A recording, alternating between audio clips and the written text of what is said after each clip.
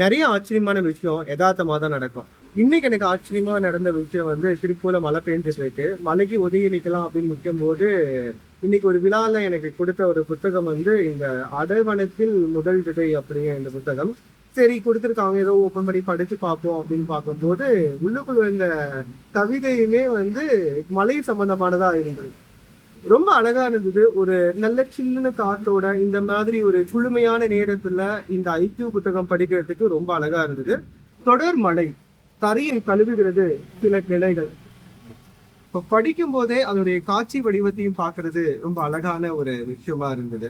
இது மலை சம்பந்தமான கவிதை மட்டும் கிடையாது, நிறைய இயற்கை சம்பந்தமான கவிதைகளும் நிறையவே இருந்தது.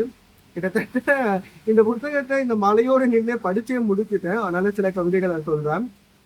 நதியின் வேகத்தில் நீந்தி செல்கிறது வலைக்கு தப்பிய மீன். பறக்கும் குருவியை சுட்டு விட்டான் சிறுவன் விரல் துப்பாக்கியாக. எவ்வளவு அழகா இருக்குல்ல. எனக்கு கிடைச்ச இந்த உணர்வு உங்களுக்கும் கிடைக்கணும் அப்படின்னா இந்த புத்தகத்தை படிச்சு பாருங்க. அடர் வனத்தின் அடர் வனத்தின் முதல் விதை இந்த புத்தகம். இதை எழுதுனவர் வந்து கவிஞர் மீன்கொடி கி பாண்டியராஜ் அவர் எழுதியிருக்காரு. திருப்பூரை சார்ந்தவர் தான். இந்த புத்தகம் உங்களுக்கு வேணும் அப்படின்னா நீங்க எனக்கு மெசேஜ் பண்ணுங்க, நானே அவரை கான்டாக்ட் பண்ணி உங்களுக்கு இந்த புத்தகத்தை வாங்கி தர ட்ரை பண்றேன்.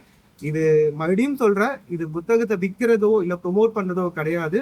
எனக்கு இன்னைக்கு ஒரு நல்ல அனுபவமா இருந்ததை நான் உங்களுக்கு பகிர்ந்தேன். நன்றி.